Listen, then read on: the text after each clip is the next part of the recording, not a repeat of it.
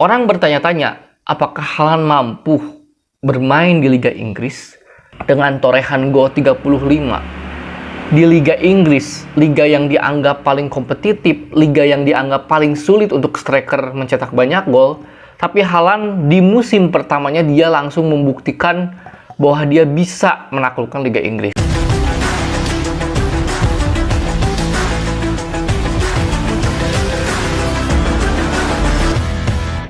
Halo semuanya, kembali bersama saya Ulasan Bola.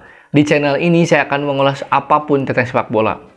Kali ini saya akan mengulas tentang Erling Haaland yang baru saja memecahkan rekor gol terbanyak sepanjang sejarah gelaran Liga Inggris ya teman-teman. Kita tahu ya teman-teman bahwa Erling Haaland ini mungkin di 4 tahun ke belakang lah namanya sudah memoncer ya, sudah terdengar lah. Haaland digadang-gadang bersama Mbappe merupakan dua pemain kelas dunia, dua pemain terbaik dunia yang dalam tanda kutip meruntuhkan dominasi Messi dan Ronaldo yang sudah 15 tahun menjadi dua pemain terbaik dunia, baik itu secara torehan gol maupun kontribusi terhadap tim. Haaland dan Mbappe sekarang menjadi dua orang terdepan dalam perburuan gelar itu ya teman-teman. Tapi ketika kita berbicara spesifik tentang Haaland dengan torehan gol 35 di Liga Inggris, liga yang dianggap paling kompetitif, liga yang dianggap paling sulit untuk striker mencetak banyak gol, tapi Haaland di musim pertamanya dia langsung membuktikan bahwa dia bisa menaklukkan Liga Inggris. Kenapa teman-teman? Ketika orang ingat ketika itu Haaland di timnas Norwegia pernah mencetak 7 gol apa 9 gol, saya lupa ya teman-teman. Ketika itu namanya melambung, kemudian dia dibeli oleh Borussia Dortmund, dan tidak perlu waktu lama di Dortmund dia mampu mencetak banyak gol. Tiap musimnya konsisten 2 digit, meskipun kala itu masih kalah dengan Lewandowski ya dalam perburuan top skor. Tapi ini pemain terus 20 gol, dan akhirnya di musim ini, di musim panas kemarin 2022, Haaland dipinang oleh City. Orang bertanya-tanya, apakah Haaland mampu bermain di Liga Inggris yang terkenal keras, back-backnya tangguh, sementara dia baru aja bermain di Bundesliga yang secara level kompetitif itu jauh di bawah Liga Inggris gitu loh teman-teman.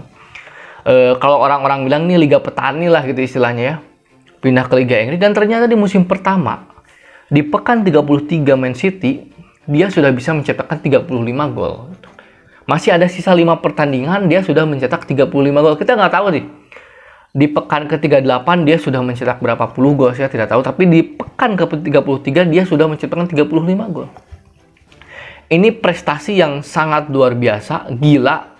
Media-media bilang ini robot, katanya gitulah. Karena memang Liga Inggris itu sesusah itu loh teman-teman. Bahkan event pemain Mbappe, Messi sekalipun belum tentu loh bisa menaklukkan Liga Inggris. Bahkan Cristiano Ronaldo di periode keduanya pun dia agak menurun kan sebetulnya. Jadi tidak mudah memang bermain di Liga Inggris. Nah, kalau kita berbicara kenapa Haaland bisa langsung nyetel dengan City, ada beberapa faktor tentunya. Yang pertama tentu kan Man City ini sebuah tim, mungkin bukan hanya di Liga Inggris, bahkan di dunia yang memiliki kedalaman skuad terbaik menurut saya. Mereka punya pelatih terbaik yang punya banyak sekali taktik. Mereka punya pemain-pemain terbaik yang pemain inti dan cadangannya tidak terlalu jauh berbeda ya teman-teman. Jadi Pep bisa memasang 3 lini depan yang berbeda dari pertandingan ke pertandingan gitu teman-teman. Asupan bola suplainya bagus, Kevin De Bruyne, ada Bernardo Silva, ada Jack Grealish, ada Riyad Mahrez gitu loh. Ada Phil Foden. Jadi Haaland ini cukup dimanjakan ya di Man City ya teman-teman. Memang kita tuh kan kadang-kadang netizen tuh suka ya perbandingan misalkan lebih bagus mana Haaland dan Ronaldo, lebih bagus mana Haaland dan Messi, lebih bagus mana Haaland dan Mbappe. Jadi teman-teman kalau kita melihat dan menilai pemain itu harus apple to apple gitu teman-teman. Menurut saya Haaland itu bukan tipe pemain yang jago dribbling menurut saya teman-teman. Jadi bukan seperti Mbappe ataupun Messi yang meliak-liuk, dia bisa melewati 5 pemain gitu kan. Haaland ini bagus melewati lawan, tapi dia cenderung mengandalkan kecepatan dan kekuatan body balance-nya. Jadi kalau saya melihat sih, dia secara karakteristik permainan lebih ke Ronaldo, saya ngelihatnya ya teman-teman. Jadi ini perlu digarisbawahi ya teman-teman, ini bukan membandingkan ya, tapi melihat karakteristik permainannya mirip-mirip Ronaldo gitu kan. Insting golnya, bagaimana dia ingin terus mencetak banyak gol, bagaimana body balance-nya, itu mengingatkan saya pada Ronaldo. Karena kalau dibandingin dengan Messi dan Mbappe ya, Messi dan Mbappe lebih jago dribblingnya gitu loh. Sementara Haaland dia lebih secara postur, tubuh tinggi, besar, lebih kaku gerakannya, tapi dia mampu melewati lawan dengan body balance-nya, dengan kecepatannya loh gitu. Dengan dribblingnya, tapi bukan dribbling ala-ala Samba lah gitu istilahnya gitu. Sundulannya juga bagus, kaki kirinya juga mematikan, penaltinya juga sering masuk. Dalam situasi apapun dia sering menciptakan gol-gol yang magic lah, salto misalnya. Jadi kalau misalkan mau dibanding-bandingin, dia lebih ke Ronaldo sih karakteristiknya teman-teman. Nah kemudian juga support sistemnya Kevin De Bruyne dan Bernardo Silva ataupun Jack Grealish ini juga bagus ya teman-teman. Jadi sistem yang dimainkan oleh City ya, kenapa City misalnya di musim-musim sejak datang Pep orang berekspektasi kenapa City selalu gagal di Liga Champions dengan materi pemain yang bagus. Secara permainan selalu mendominasi, bahkan melawan tim manapun, melawan Real Madrid, melawan tim manapun City selalu mendominasi. Tapi gagal lagi. Nah, salah satu yang diperbincangkan oleh banyak pengamal sepak bola yakni ada kepingan puzzle yang belum ditemukan, yakni striker nomor 9 ini yaitu Erling Haaland. City pernah punya Sergio Aguero, tapi belakangan kan performanya menurun, kemudian sakit dan pensiun.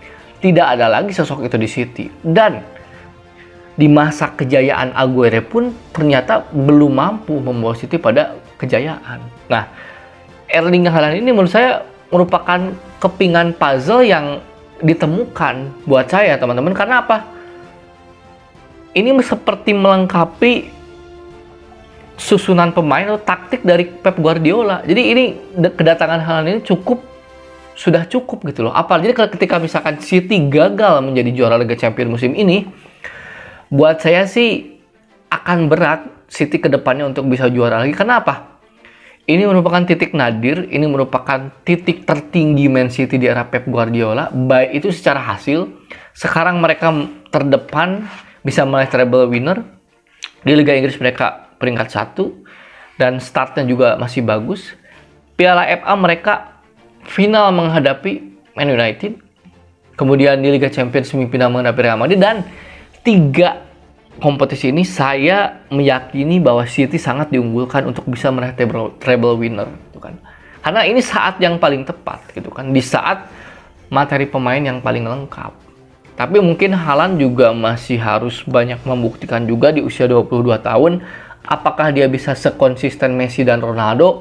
Dalam 15 tahun berturut-turut mereka selalu konsisten mencetak 50 gol setiap tahunnya di semua ajang gitu kan. Dan saya yakin Haaland bisa gitu loh. Jadi buat saya yang terpenting saat ini bukan bagaimana membandingkan Mbappe dan Haaland, tapi bagaimana kita sebagai penikmat sepak bola ingin menyaksikan kembali loh gitu kan, bagaimana rivalitas yang sehat, rivalitas yang seru antara 2 pemain terbaik dunia. Layaknya kita melihat Messi dan Ronaldo selama 15 tahun, bagaimana mereka menampilkan sepak bola yang luar biasa. Kita nantikan kiprah Haaland berikutnya, dan salam olahraga.